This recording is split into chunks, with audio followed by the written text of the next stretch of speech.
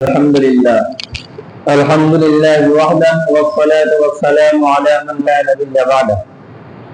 أما بعد فقد قال الله تعالى في كلامه المجيد وفي الفرقان التوحيد.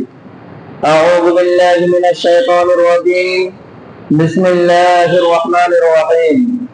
أم حسبتم أن تدخلوا الجنة ولما يأتكم مثل الذين خلوا من قبلكم مستهم البأساء والضراء وزلزلوا حتى يقول الرسول والذين آمنوا معه متى نصر الله ألا إن نصر الله قريب صدق الله العظيم. সমস্ত প্রশংসা মহান আল্লাহ রাব্বুল আলামিনের দরবারে, যিনি তার অশেষ কৃপায় আজকের জুমার দিবসে আমাদেরকে আগে আগে মসজিদে আসার সুযোগ করে দিয়েছেন। তার দরবারে শুকরিয়া জ্ঞাপন করে বলি আলহামদুলিল্লাহ। তারপর স্মরণ করি প্রিয় রাসূল আকরাম সাল্লাল্লাহু আলাইহি ওয়াসাল্লাম, যিনি মানুষকে মুক্তির পথ দেখিয়েছেন, তিনি সহ তার সমস্ত সহচর আহলে আয়াল সকলের প্রতি বর্ষিত হোক আল্লাহ রাব্বুল আলামিনের অফুরন্ত করুণা ও শান্তির ধারা সাল্লাল্লাহু আলাইহি ওয়াসাল্লাম। শ্রদ্ধেয় সম্মানিত দিন দরদি, ইসলাম দরদি, বিচক্ষণ জ্ঞান পিপাসু আমার মুসল্লি ও মুরব্বিয়ানগণ, আমরা গত সপ্তাহে শুনছিলাম প্রিয় রাসূল আকরাম সাল্লাল্লাহু আলাইহি ওয়াসাল্লামের জীবনের কিছু অংশ। আমি আলোচনা করেছিলাম যে প্রিয় রাসূল আকরাম সাল্লাল্লাহু আলাইহি ওয়াসাল্লামকে যিনি 8 বছর বয়স থেকে লালন পালন করেছেন, মক্কার কাফেররা যখন তার উপরে অত্যাচার করেছে, যিনি সব সময় ঢাল হয়ে রাসূলুল্লাহ সাল্লাল্লাহু আলাইহি ওয়াসাল্লামকে রক্ষা করেছেন। রাসূলুল্লাহ সাল্লাল্লাহু আলাইহি ওয়াসাল্লামের রক্ষা করতে গিয়ে তিনি অনেক লাঞ্ছনা গঞ্জনার শিকার হয়েছেন। তথাপিও নবীজি সাল্লাল্লাহু আলাইহি ওয়াসাল্লামকে সব সময় নিজের সন্তানের থেকেও বেশি মহব্বত দিয়ে আগলে রেখেছেন। সেই বছর আবু তালিব ইন্তেকাল করেছেন। এই বছরটাকে বলা হয় দুঃখের বছর। আবু তালিব ইন্তেকাল করার কিছুদিন পরেই ইতিহাসবিদরা বলছেন 3 দিন অথবা 3 মাস পরে রমজান মাসে খাদিজাতুল কুবরা রাদিয়াল্লাহু তাআলা আনহা, যিনি সব সময় নবী সাল্লাল্লাহু আলাইহি ওয়াসাল্লামের পাশে থেকে সহমর্মিতা দেখিয়েছেন, যখন নবী সাল্লাল্লাহু আলাইহি ওয়াসাল্লামের কিছু ছিল না, নিজের সমস্ত সম্পদের অংশীদারিত্ব দান করেছেন। নবী সাল্লাল্লাহু আলাইহি ওয়াসাল্লামের আদেশে নিজের সমস্ত ধন সম্পদ মক্কার গরীব দুঃখীদের মাঝে তিনি বিলিয়ে দিয়েছেন। যিনি দীর্ঘ পথ অতিক্রম করে পাহাড়ি পথগুলো ভেঙে তিনি অত্যন্ত কষ্টের সাথে কষ্ট সহ্য করে নবী সাল্লাল্লাহু আলাইহি ওয়াসাল্লাম যখন ইবাদত করার উদ্দেশ্যে একাকিত্বে গায়ে হিরায় অবস্থান করতেন, তখন খাবার পৌঁছে দিতেন। মক্কার মানুষরা নির্যাতন করত নবী সাল্লাল্লাহু আলাইহি ওয়াসাল্লামের উপরে। তিনি ক্লান্ত শ্রান্ত হয়ে যখন বাড়িতে আসতেন, একমাত্র সান্ত্বনা দেওয়ার মতো যিনি ছিলেন সেই সহধর্মিণী খাদিজাতুল কুবরা রাদিয়াল্লাহু তাআলা আনহা, তিনি সে বছর ইন্তেকাল করেছেন, যাকে স্বয়ং আল্লাহ রাব্বুল আলামিন সালাম দিয়েছেন। জিবরিল আমিন বলেছেন, ইয়া রাসূলুল্লাহ, খাদিজাকে এই সুসংবাদ দাও, আল্লাহ রাব্বুল আলামিন তাকে সালাম জানিয়েছেন এবং জান্নাতে তার জন্য একটা সুন্দর প্রাসাদ তৈরি করেছেন। সেই খাদিজাতুল কুবরা রাদিয়াল্লাহু তাআলা আনহা তিনি যখন ইন্তেকাল করেছেন, প্রথমত চাচা জান চলে গিয়েছেন। কাফেররা এখন অনুমুক্ত, তারা নবী সাল্লাল্লাহু আলাইহি ওয়াসাল্লামের উপরে অত্যাচার করতে আর কারো মারার শিকার হতে হবে না। দ্বিতীয়ত, যার কাছে এসে একটু সান্ত্বনা পায়, যিনি সেই সময় ঈমান এনেছেন যখন রাসূলকে কেউ বিশ্বাস করেননি, তখন নবী সাল্লাল্লাহু আলাইহি ওয়াসাল্লামের উপরে সর্বপ্রথম সারিতে ঈমান এনেছেন। সেই খাদিজাতুল কুবরা রাদিয়াল্লাহু তাআলা আনহা যখন দুনিয়া থেকে চলে গিয়েছেন, নবী সাল্লাল্লাহু আলাইহি ওয়াসাল্লাম অত্যন্ত বিচলিত হয়েছেন এবং মানসিক ভাবে তিনি একেবারে ভেঙে পড়েছেন। তথাপি আল্লাহ রাব্বুল আলামিনের আদেশ ইসলামকে মানুষের কাছে পৌঁছে দিতে হবে। নবী সাল্লাল্লাহু আলাইহি ওয়াসাল্লাম এই কাজ থেকে পিছু পা হলেন না। ফলশ্রুতি কি হলো? মক্কার যে সমস্ত কাফেররা আবু তালেবের ভয়ে নবীজির উপরে আক্রমণ করতো না, দূরে থাকতো, তারাও এখন আক্রমণ করতে শুরু করলো। এই আক্রমণ এমন পর্যায়ে পৌঁছে গেল যে একদিন নবীজি সাল্লাল্লাহু আলাইহি ওয়াসাল্লামের মাথায় কয়েকজন মানুষ মিলে ধুলা বালু দিয়ে দিল। বুঝতে পারছেন একটা মানুষকে মানুষ কত রকম ভাবে অপমান করতে পারে। নবীজি সাল্লাল্লাহু আলাইহি ওয়াসাল্লামের মাথার উপরে ধুলো বালি দিয়ে দিয়েছে। এর আগে শুনেছেন নবীজি সাল্লাল্লাহু আলাইহি ওয়াসাল্লামের পিঠের উপরে উটের ভুঁড়ি চাপিয়ে দিয়েছে। নবীজি সাল্লাল্লাহু আলাইহি ওয়াসাল্লাম কাবা চত্বরে সজ্জারত অবস্থায় রয়েছেন, এমন ভাবে ঘাড়ের উপরে পা রেখেছে যেন নবীজি সাল্লাল্লাহু আলাইহি ওয়াসাল্লামের গর্দানটা ভেঙে যায়। আল্লাহ রাব্বুল আলামিন রক্ষা করেছেন। আবু জাহেল একদিন নবী সাল্লাল্লাহু আলাইহি ওয়াসাল্লামকে কষ্ট দেওয়ার উদ্দেশ্যে আবু জাহেলের স্ত্রী, যার নাম ছিল উম্মে জামিল, কাবা চত্বরে চলে গিয়েছে। গিয়ে দেখে আবু বকর রাদিয়াল্লাহু তাআলা আনহু তিনি বসে আছেন, তার সঙ্গে নবী সাল্লাল্লাহু আলাইহি ওয়াসাল্লাম বসে আছেন। জিজ্ঞাসা করলো, মুহাম্মদ কোথায় গিয়েছে সাল্লাল্লাহু আলাইহি ওয়াসাল্লাম? আবু বকর কোনো উত্তর দিলেন না। চলে যাওয়ার পরে গালিগালাজ করতে করতে চলে গেল। চলে যাওয়ার পরে আবু বকর জিজ্ঞাসা করছে, ইয়া রাসূলুল্লাহ, উম্মে জামিল কি আপনাকে দেখতে পায়নি? বলে, আল্লাহ রাব্বুল আলামিন আমাকে তার চোখ থেকে গায়েব করে দিয়েছেন। সুবহানাল্লাহ। আল্লাহ রাব্বুল আলামিন সদা সর্বদা নবী সাল্লাল্লাহু আলাইহি ওয়াসাল্লামকে হেফাজত করেছেন। সাহাবারাও ভেঙে পড়েছেন, তথাপিও তারা আশা ছাড়েননি। কারণ আল্লাহ রাসূল সাল্লাল্লাহু আলাইহি ওয়াসাল্লামের প্রত্যেকটা সাহাবা নিজের সমস্ত কিছুর থেকে, নিজের স্ত্রী, পরিজন, আব্বা মা, ঘর সম্পদ সব কিছুর থেকে বেশি মহব্বত করতেন। তারা কষ্ট পেয়েছেন, কষ্ট সহ্য করেছেন, তথাপিও কখনো নবী সাল্লাল্লাহু আলাইহি ওয়াসাল্লামকে ছেড়ে যাননি। তারা জানতেন আল্লাহ রাব্বুল আলামিনের ঘোষণা। আল্লাহ রাব্বুল আলামিন বলেন, আকুদুকুম আনতা উমিল জান্নাহ, তোমরা কি মনে করেছো তোমরা জান্নাতে প্রবেশ করে যাবে? ওয়ালাম্মা ইয়াতিকুম মাসালুল লাযিনা খালাউ মিন ক্বাবলিকুম, এখনো পর্যন্ত তোমাদের কাছে ওই সময় এসে পৌঁছায়নি তোমাদের পূর্বে যারা ঈমান এনেছিল তাদের উপরে যে বেদনা, যে কষ্ট এসেছিল। মাসাদহুমুল বাসা ওয়াল দাররা, তাদেরকে কষ্ট এবং তাদেরকে বিপদ আপদ বিরাজ করেছিল। অসুখ ছিল, তারা এতটা নিরুপায় হয়ে পড়েছিল, তারা এতটা অসহায় হয়ে পড়েছিল, হাত্তা ইয়াকুলার রাসূল, শুধু তারা নয় বরং তাদের রাসূল পর্যন্ত, আল্লাযীনা আমানু মাআ, এবং সেই সমস্ত যুগের রাসূলদের সাহাবা যারা ছিলেন, নবীদের উপর ঈমান এনেছিলেন, তারা এতটাই বিচলিত হয়ে পড়েছিল, তারা বলেছিল, মাতা নাসরুল্লাহ, আল্লাহর সাহায্য কোথায়? আল্লাহ রাব্বুল আলামিন বলেছিলেন, আলা ইন্না নাসরাল্লাহি করিব, নিশ্চয় আল্লাহর সাহায্য অতি সন্নিকটে। আল্লাহ রাব্বুল আলামিন ইতিপূর্বে ঈমানদারদের ঈমানকে মজবুত করার জন্য এবং কাফেরদের সমস্ত প্রশ্নগুলোকে খণ্ডন করার জন্য কোরআন কারীমের বহু সূরা অবতীর্ণ করেছেন, বহু আয়াত অবতীর্ণ করেছেন, যেগুলো অল্প সময়ের মধ্যে বলে বোঝানো সম্ভব নয়। শুধু আমি এতটুকু মনে করাই, আল্লাহ রাব্বুল আলামিনের পূর্বে নূহ আলাইহিস সালাতু ওয়াস সালামের ঘটনা বর্ণনা করেছেন। নূহ আলাইহিস সালাম বলেছেন, ইন্নী দাওয়াতু কওমি লাইলান ওয়া নাহারা, আমি আমার কওমকে দিন রাত দাওয়াত দিয়েছি তোমরা মূর্তি পূজাকে ছেড়ে এক আল্লাহর ইবাদত করো। তারা কি করেছে? ইন্নী দাউতু কওমি লাইলান ওয়া নাহারা, তাদেরকে দিন রাত ডেকেছি, সিররা ওয়া আলানিয়া, তাদেরকে আমি প্রকাশ্যে ভাবে আহ্বান করেছি, তাদেরকে জমাতের সাথে এক সঙ্গে করে আহ্বান করেছি, আমি একাকিত্বে রাতের অন্ধকারে তাদেরকে দিনের পথে আহ্বান করেছি। তারা কি করেছে? আমি তাদের আঙুলগুলোকে তারা তাদের কানের মধ্যে গেঁথে নিয়েছে আমার কথা, যাতে তারা না শুনতে পায়, আমাকে দেখতে না পায়, তার জন্য তারা নিজেদেরকে মোটা কাপড়ে আবৃত করে ফেলেছে এবং বিভিন্ন রকম অত্যাচার করেছে। নূহ আলাইহিস সালাতু ওয়াস সালামের ঘটনা এমন ভাবে তাফসীরের মধ্যে এসেছে যে নূহ আলাইহিস সালাতু ওয়াস সালামকে একদিন তার কওমের মানুষেরা এমন মার মেরেছে, তারা মনে করেছে যে নূহ হয়তো মারা গিয়েছে মনে করে পাথর দিয়ে তাকে ঢেকে ফেলেছে। বহু সময় অতিক্রান্ত হওয়ার পরে যখন হুঁশ ফিরেছে, আল্লাহ রাব্বুল আলামিনের অশেষ কৃপায় তিনি আবার সেখান থেকে বেঁচে এসেছেন।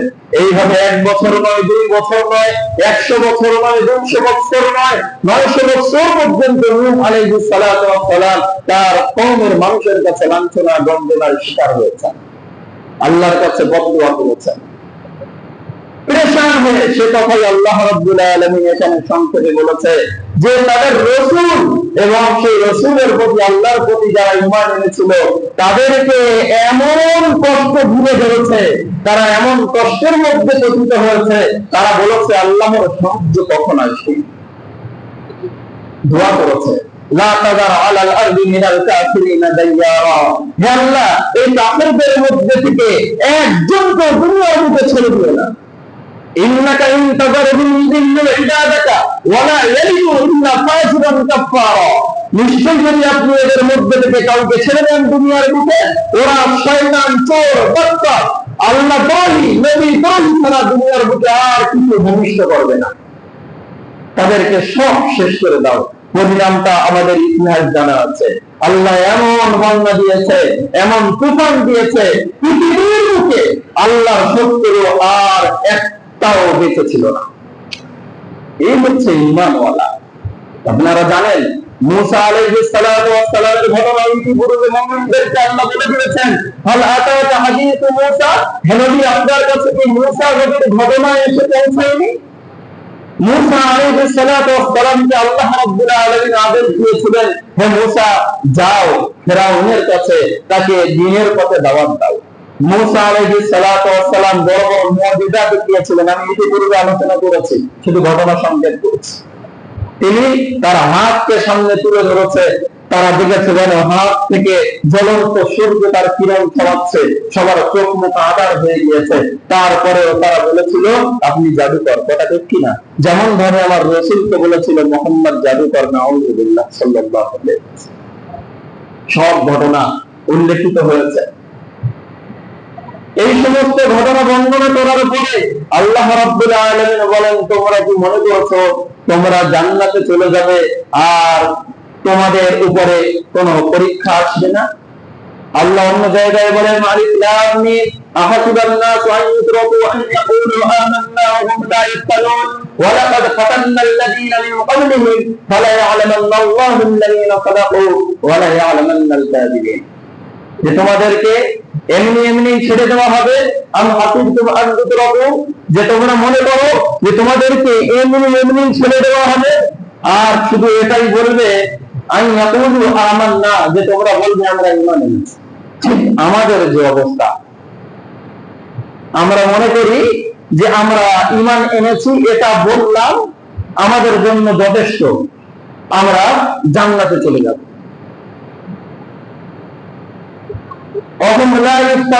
আর তোমাদেরকে কোনো পরীক্ষা নেওয়া হবে না। একবার এই আয়াতের আওতায় আমরা একটু আমাদের নিজেদেরকে মেপে নিই, তারপরে আমি আগে বাড়বো।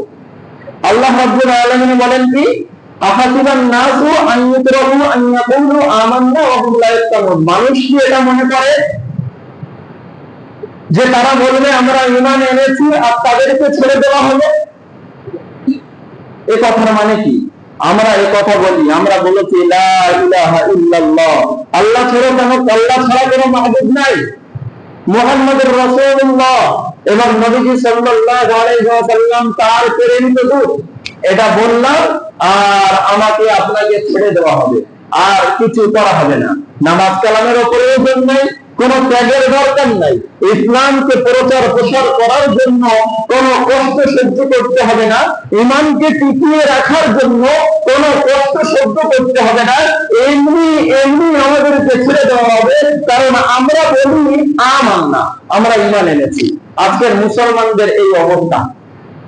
এক শ্রেণীর মুসলমান যারা আমরা মনে করছি যে আমরা শুধু সময় মতো নামাজটা আদায় করলাম, যাকাতটা আদায় করে দিলাম, আর কি, এই তো বিশাল মুসলমান। তার থেকে নিম্ন শ্রেণীর মুসলমান যারা, তারা মনে করে শুধু আমরা লা ইলাহা ইল্লাল্লাহ বলেছি আর দুই ঈদে শরীক করেছি, বছরে একবার টাকা আছে কুরবানি করে দিয়েছি, আমাদেরকে ছেড়ে দেওয়া হবে কিনা? আপনি মুসলমান হিসেবে আপনার দায়িত্ব যেমন নবীজি সাল্লাল্লাহু আলাইহি ওয়াসাল্লাম তার উপরে দায়িত্ব ছিল ইসলামকে মানুষের দ্বারে দ্বারে পৌঁছে দেওয়া, একই রকম ভাবে সেই দায়িত্ব পালন করেছেন নবীজি সাল্লাল্লাহু আলাইহি ওয়াসাল্লামের সঙ্গীরা, তার উপরে যারা ঈমান এনেছিল তারাও সদা সর্বদা সচেষ্ট থেকেছেন ইসলামকে মানুষের দ্বারে দ্বারে পৌঁছে দেওয়ার জন্য। এই কারণেই তো তাদের উপরে এত নির্যাতন, তাদের উপরে এত নিপীড়ন চলেছে। তারা দেশ ছাড়তে বাধ্য হয়েছে, নিজের মাতৃভূমি ত্যাগ করেছেন, নিজের মাতৃভূমিটা নিজেদের জন্য আর নিরাপদ আশ্রয় স্থল ছিল না। একটাই কারণ, তারা মুসলমান হয়েছিল, তারা আল্লাহকে আল্লাহ বলে মেনে নিয়েছিল, রাসূলকে রাসূল বলে মেনে নিয়েছিল।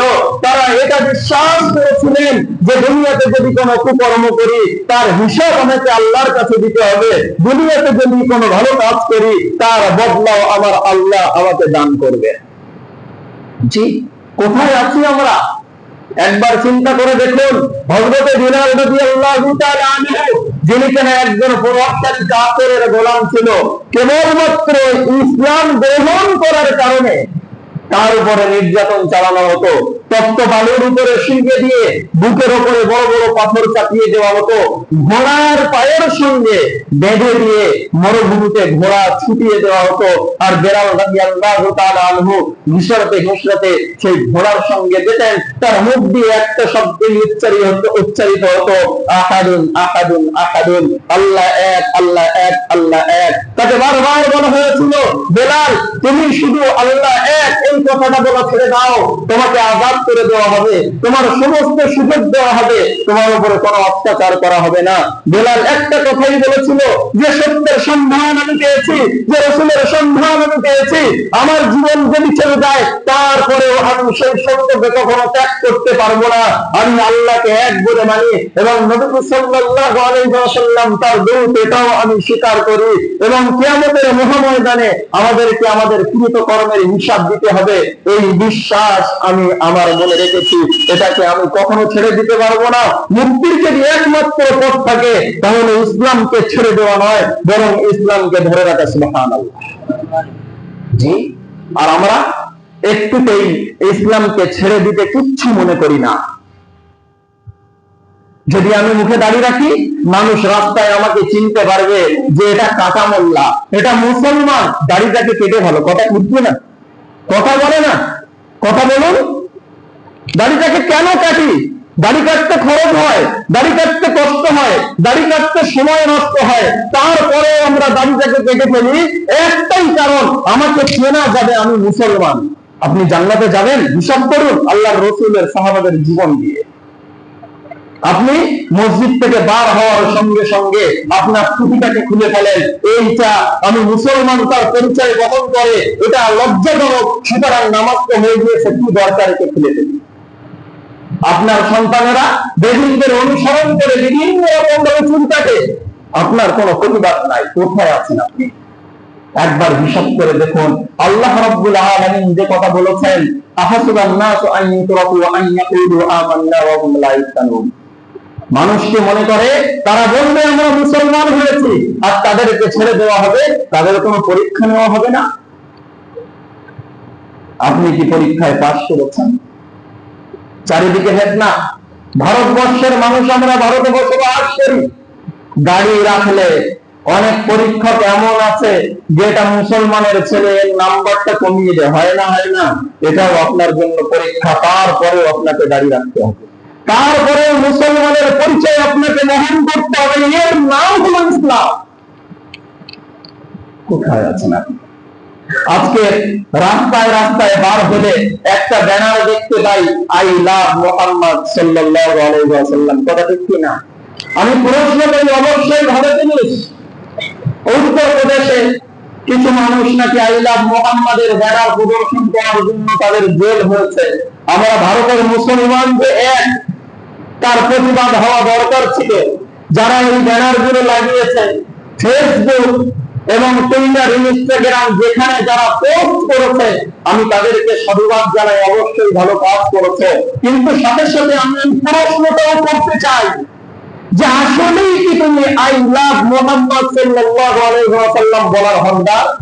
তুমি নবী সাল্লাল্লাহু আলাইহি ওয়াসাল্লামের এত বড় ভক্ত, নবীর মহব্বত তোমাকে কোনো কিছু ত্যাগ করা তো দূরের কথা, নবীর মহব্বত তোমাকে মসজিদে নিয়ে আসতে পারেনি, নবীর মহব্বত তোমাকে কোরআন শেখাতে পারেনি, নবীর মহব্বত তোমার বাপ মায়ের সঙ্গে ভালো আচরণ করা শেখাতে পারেনি, নবীর মহব্বত সমাজের মানুষের সঙ্গে ভালো আচরণ করতে তোমাকে শেখায়নি। তুমি এত বড় নবীর মাহবুব, এত বড় নবী বলা হয়েছে। কথা ভুল বলছি না ঠিক বলছি? কথা বলে না। তারপরে দেখবেন ব্যানারটা লাগিয়ে দিয়েছি, করো জোরে 2 হাত ধরে আমি আবেদন করছি যে যেখানে যে ব্যানারটা লাগিয়েছেন নজর রাখবেন। হতে পারে আপনার কারণে, আপনার এই অতি ভক্তি দেখানোর কারণে আমার রাসূল সাল্লাল্লাহু আলাইহি ওয়াসাল্লামের মহিমাটা নামটা, বিশ্বের সবথেকে সম্মানিত নামটা ব্রেনের মধ্যে পড়ে থাকবে, পেশাবখানার মধ্যে পড়ে থাকবে, মানুষের পায়ে পদদলিত হবে। কথা ঠিক কিনা? জি, আর কিছু বলেন। কথা ঠিক কিনা? জি, ওই জন্য যে যেখানে ব্যানার লাগিয়েছেন আমি তাদেরকে ধন্যবাদ জানাই। সাথে সাথে তাদেরকে বলবো দায়িত্বের সঙ্গে প্রত্যেকটা ব্যানার, প্রত্যেকটা লিফলেট নজরে রাখবেন যেন একটাও অবমাননা না হয়। সময় মতো সেগুলোকে খুলে যেভাবে সেগুলোকে সংরক্ষণ করতে হয় বা সেগুলোকে যেভাবে নষ্ট করতে হয় সেভাবে নষ্ট করে দেবেন। রাস্তায় যেন উড়ে বেড়াতে, বেরেনের মধ্যে পড়ে থাকতে, কেউ কত জায়গায় মানুষ জানে না ব্যানার একটা পেয়েছে, নিয়ে নিজের বিছানা বানিয়েছে, আমার রাসূলের নাম যেন কারো পায়ের তলায় না পড়ে। যদি এইটা হয়, যারা এই ভক্তি দেখিয়েছে তারা ভক্তি দেখাতে গিয়ে আরো বড় গুনার মধ্যে পড়বে। কথা ঠিক?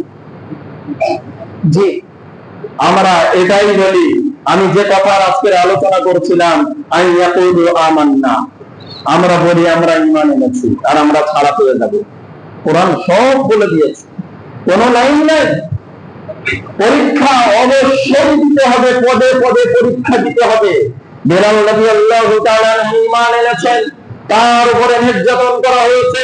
হযরত খাব্বাব রাদিয়াল্লাহু তাআলা আনহু যখন খন্দকের গিরিখাত করা হচ্ছে তখন তার কোমরের কাপড়টা উঁচু হয়ে গিয়েছে, দেখা গেল হাড়ের উপরে পাতলা পাতলা চামড়া, কোমরে কোনো মাংস নাই, পাছায় কোনো মাংস নাই, পুরো পিঠ আর এই জায়গাটা মানুষের উঁচু হয় যেটাকে আমরা নিতম্ব বলি, পুরো সমান কোনো মাংস নাই। তাকে জিজ্ঞাসা করা হলো যে আপনার কোমরের এই অবস্থা কেন, আপনার পিঠ আর কোমর সমান কেন? তিনি বললেন, যখন আমি প্রথম থেকে ইসলাম গ্রহণ করেছিলাম শুধু এই কথা আমি বলেছিলাম আশহাদু আল্লা ইলাহা ইল্লাল্লাহ ওয়া আন্না মুহাম্মাদান আবদুহু ওয়া রাসূলুহু, আমাকে জ্বলন্ত কয়লার উপরে কখনো বলতে উত্তপ্ত বালুর উপরে শুকিয়ে দিয়ে আমার উপরে মোটা মোটা পাথর এমন ভাবে চাপিয়ে দেওয়া হতো, আমি এ পাশে হতে পারতাম না, আমি ও পাশে হতে পারতাম না। সেই জ্বলন্ত আগুনের পুড়ে পুড়ে আমার দেহের পিছনের অংশে যত চর্বি ছিল সেইগুলো গলে গলে আগুনটা নিভে যেত, তখন আমি একটু আরাম পেতাম। এই যে কষ্ট পেয়েছি আজ পর্যন্ত আমার সেই সমস্ত পোড়া জায়গাগুলো আর সেরে ওঠেনি। কোন রকম পাতলা চামড়া তৈরি হয়েছে, কিন্তু সেখানে আর নতুন করে মাংস বা চর্বি গজায়নি। আপনাকে কোন উত্তপ্ত বালির উপরে শোয়ানো হয়েছে? আপনাকে কি জ্বলন্ত আংরা কয়লার উপরে শুকিয়ে দেওয়া হয়েছে? মেয়ে মানুষ সুমাইয়া, যিনি ইসলামের প্রথম শহীদ, ইসলাম গ্রহণ করার কারণে মারতে মারতে মারতে মারতে তাকে একেবারে হত্যা করে ফেলেছে, তথাপিও একটাই শব্দ মুখে ছিল যে আমাকে মারতে মারতে তোমরা মেরে ফেলো, তথাপিও আমরা ইসলামকে ছাড়বো না। আর আমরা সকাল থেকে দুপুর পর্যন্ত কাজ করেছি, সংসার চলার মতো রোজগার হয়ে গিয়েছে, তারপরেও জোহরের নামাজটা ছেড়ে দিয়েছি। বুকে হাত দিয়ে একবার নিজেকে প্রশ্ন করুন, আপনি কি মুসলমান? একবার নিজেকে প্রশ্ন করুন। আপনার জীবিকার মতো উপার্জন হয়ে গিয়েছে 300-400 টাকা যতটুকু সংসারে খরচ লাগে, তারপরে আপনি রাসূলের উম্মত হয়ে আল্লাহর বান্দা দাবি করার পরেও আপনি মসজিদে আসেননি, আপনি জোহরের নামাজটা আদায় করেননি। ঘুম বসিয়ে দিয়েছে, খাওয়ার পরে শুয়ে জেগে আছেন, তথাপি আসরের নামাজটা পড়েননি। মাগরিবের সময় বেকার কাজে বাজারে যে আপনি সময়টা নষ্ট করেছেন, চাইলেই বাজারে মসজিদ আছে, 10টা মিনিট আপনি নামাজটা আদায় করতেন, আপনি মসজিদে যাননি। আপনি কিসের মুসলমান? আপনি কেমন মুসলমান আপনি নিজে বিচার করুন। ওয়াজ শুনে হেদায়েত হওয়া যায় না, ভাবলে খোদা পাওয়া যায়, হেদায়েত পাওয়া যায়। আবু তালেবকে রাসূল অনেক বুঝিয়েছিল যে তোমার নেতৃত্ব, তোমার সম্মান, তোমার সৌন্দর্য, তোমার সম্পদ সবকিছু চোখটা বন্ধ হওয়ার সঙ্গে সঙ্গে শেষ হয়ে যাবে। আমাকে যে ভালোবাসো এই মহব্বত আখিরাতে তোমাকে বাঁচাতে পারবে না। এখনো সময় আছে, মরণই তুমি হেদায়েত হয়ে যাও। আবু তালেব কি খারাপ লোক ছিল? হ্যাঁ, ভালো লোক ছিল। তিনি বড় দাতা ছিলেন, তিনি প্রতিযোগিতা করতেন। বিদেশ থেকে যে সমস্ত সেই সময় কাবায় পুজো অর্চনা করার জন্য যারা আসতো তাদের জন্য উন্মুক্ত হস্তে খরচ করতেন, গরিব দুঃখকে সাহায্য করতেন, পথহারা পথিককে নিজেদের সাওয়ারি দিয়ে সহযোগিতা করতেন যাতে করে তারা নিজের দেশে ফিরতে পারে। বিজনেসম্যান, ব্যবসায়ী মানুষ বিপদগ্রস্ত, ডাকাতের খপ্পরে পড়েছে, শুনতে পেয়েছে, সঙ্গে সঙ্গে তাকে অর্থ, স্বার্থ এবং সেই সময় উট ঘোড়া যা দিয়ে তাকে সহযোগিতা করা যায় সব করেছেন, কিন্তু তিনি ঈমান আনেননি। কারণ আল্লাহ বলেছেন, মা কানা লিন-নাবিয়্যি আন ইস্তাগফিরু লিল-মুশরিকিন ওয়ালাউ কানু উলি কুরবা। নবীরা কোন মুশরিকের জন্য ইস্তেগফার করতে পারবে না যদিও কিনা সেই ব্যক্তি খুব নিকট আত্মীয় হয়। অনেকে মনে করে যে হাফেজ সাহেবের বাপ হয়েছে, হাসরের মাঠে নিজের তাজ করিয়ে দেবে। জি না, তাহলে রসুলের চাচা হয়েছে না? হাফেজের বাপ বেনামাজি, আলেমের বাপ বেনামাজি, বেঈমান, মরেছে, তাকে কি নূরের তাজ পরানো হবে? সত্য হলো তারও সেই রকম মুসলমান হতে হবে, তবেই তাকে চেনা যাবে যে হ্যাঁ, এই মানুষটার বেটা হাফেজ হয়েছিল, এই মানুষটার বেটা আলেম হয়েছিল। তা নয় তো সেই একই অবস্থায় সেদিন হাফেজ বলবে, আমার বাপ কোথায়, আমি তো আকাশ থেকে টপকেছিলাম আর ঘাস খেয়ে বড় হয়েছিলাম, কোরআন পড়ে হাফেজ হয়েছে, তুই কেরা? জি, কোনো কিছু কাজে আসবে না, কোন সুপারিশ, কোন সাফাত কিছু কাজে আসবে না। রসুলের জীবনী পড়েছে, আই লাভ মোহাম্মদ বলে মুখ দিয়ে ফেনা বের করে ফেলেছে। আই লাভ মোহাম্মদ ফেসবুকে এত লেখা লিখেছি, কিবোর্ডে আই লিখলেই পরেরটা লাভ মোহাম্মদ অটোমেটিক চলে আসে, আর কিছু আসে না। মনে করছেন এই তো অটোমেটিক বার হচ্ছে, কল জারি হয়ে গেছে, জান্নাতে চলে যাব। সারা রাত আই লাভ মোহাম্মদ যত পোস্ট পেয়েছে সব জায়গায় লাইক, কমেন্ট, শেয়ার করে ফজরের সময় ঘুমিয়ে মুহাম্মদ সাল্লাল্লাহু আলাইহি ওয়াসাল্লামের ভক্ত 10টার সময় উঠছে। জি, ভালো জিনিস যেটা করেছেন, আমি এটা খারাপ বলছি না, কিন্তু আপনি আসলে আপনার দাবিতে কতটা সত্যবাদী সেটা একবার অন্তকোষে প্রমাণ করে দেখুন, আপনি বুঝতে পারবেন। নবীদের উম্মাহ হিসাবে আমরা কি করেছি? কতটুকু করেছি? কিচ্ছু কি করতে পেরেছি? মুসা আলাইহিস সালাতু ওয়াস সালামের কওমের উপরে নির্যাতন করা হয়েছে, লূত আলাইহিস সালাতু ওয়াস সালামের কওমের উপরে নির্যাতন করা হয়েছে, নূহ আলাইহিস সালাতু ওয়াস সালামের কওমের মানুষের উপরে অত্যাচার করা হয়েছে।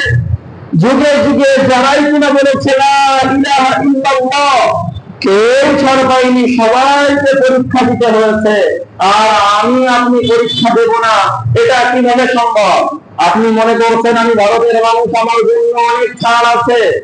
কারণ এখানে আমরা এমন একটা রাষ্ট্রে বাস করি যে রাষ্ট্রে বিভিন্ন রকম আইন কানুন রয়েছে যেগুলো ইসলামের বিরুদ্ধে যায়। কথা সত্যি, এটাও আমাদের জন্য পরীক্ষা। আরবের মানুষ, ইসলামিক কান্ট্রি, সেখানে গণতন্ত্র নাই, রাজতন্ত্র নাই, সেখানেও জালিম শাসক রয়েছে, যার বিরুদ্ধে মসজিদের ইমাম কথা বললে তাকেও জেলে দেওয়া হয়। ঘটনা সত্য না মিথ্যা? যে কাবা শরীফের ইমাম, তাদেরকেও ছাড়া হয়নি। 2018 সালে জেলে ঢুকেছে। ইমাম সালেহ একটা কথা বলেছিল যে আজকের আরব ভূমিতে, যে ভূমিতে রাসূল সাল্লাল্লাহু আলাইহি ওয়াসাল্লামের পদধূলি পড়েছে, যেখান থেকে ইসলাম প্রচারিত প্রসারিত হয়েছে, সেই জায়গায় আজকে মদের বার খোলা হয়েছে, সেখানে খোলা হয়েছে ক্যাসিনো, সেখানে খোলা হয়েছে সিনেমা হল।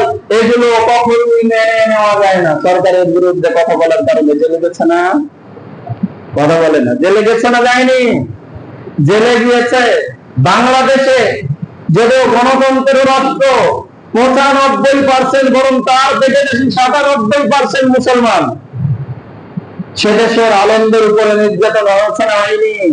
যারাই কিনা ইসলামের পক্ষে কথা বলেছে তারাই জেলে ঢুকেছে। আমাদের চোখের মনি, যাকে আমরা অনুসরণ করি, বক্তা যুগের শ্রেষ্ঠ বলে যাকে আজ পর্যন্ত আমরা আখ্যা দিই, বাঙালির শ্রেষ্ঠ বক্তা আল্লামা দেলোয়ার হোসেন সাঈদী, তাকে ষড়যন্ত্র করে জেলের মধ্যে মেরে ফেলা হয়েছে না? কথা বলে না। তিনি তামান্না করতেন শাহাদাতের মউত। আপনি কি করেছেন? আপনি একটা কাজ করেছেন, বলবো কষ্ট নেবেন না তো, আলেম উলামাদের সমালোচনা করেছেন। তারা যদি একটু সুবিধা পায় সেটা নিয়ে আপনি হিংসা করেছেন। কোনো অসুবিধা নেই, এটা আমাদের পাওনা। এটা আমাদের পাওনা না? রাসূলের উপরে জুলুম করা হয়েছে না? আমি রাসূলের ওয়ারিস বলবো, তাহলে যদি আমার উপরে জুলুম না করা হয়, সম্ভাবনা আছে বেঈমান মার জামাল। ঠিক কি না? ইমামতি করে না, রোজগার করার জন্য কাজ করে, ওই জন্য এর শত্রু নাই। জি, প্রত্যেক মুসলমান, যেমন আমি ইমাম হিসাবে আমার দায়িত্ব আপনাদের কাছে সত্য কথাটা পৌঁছে দেবো। এটা দেখি না, এটা আমার দায়িত্ব না? এই দায়িত্ব যদি পালন না করি আল্লাহ আমাকে ধরবে না? শুধু সত্য কথা পৌঁছালে হবে? মসজিদের মেম্বারে দাঁড়িয়ে বড় বড় মোটা মোটা কথা বলি, আর আমি নিজেই গোপনে গোপনে বিরাট বড় বড় পাপ করি, এর জন্য আল্লাহ আমাকে ধরবে না? কথা বলেন। এই জন্য আল্লাহ রাব্বুল আলামিন আমাকে ধরবে।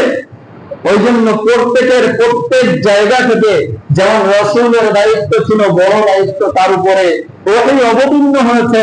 নবী সাল্লাল্লাহু আলাইহি ওয়াসাল্লাম সেই নবুয়তি শিক্ষা, ওহীর জ্ঞান মানুষকে শিখিয়েছেন। দেখো, তোমরা ভেঙে পড়ো না। ফেরাউনকে যখন মুসা দাওয়াত দিয়েছে, ঘটনা সংক্ষেপে একটু বলি, তখন ফেরাউন মানেনি মুসা আলাইহিস সালামের দাওয়াত, বরং তার সৈন্য সামন্ত নিয়ে তাড়া করেছে। তাড়া করতে করতে করতে করতে সমুদ্রের কিনারায় যে আর কোন পথ খুঁজে পাচ্ছে না, যখন সব পথ বন্ধ হয়, তখন রবের পথ খুলে দেয়। সুবহানাল্লাহ। দেখেন, সব পথ বন্ধ, 3 দিক থেকে ঘুরে ফেলেছে। আল্লাহ বলছে এবার তো আমার পথ খুলবো। সমুদ্র ফেরে আল্লাহ পথ করে দিয়েছে, মুসলমান বার হয়ে গেছে। নূহ আলাইহিস সালামকে মারতে মারতে পাথরের নিচে টেনে দিয়েছে। বলছে, নূহ চিন্তা করিস না, নৌকা একটা বানা, আমি তো আছি তোর সাথে। আলা ইন্না নাসরাল্লাহি করিব, আমার সাহায্য অতি সন্নিকটে, এক্ষুনি আসবে। নৌকাটা বানা।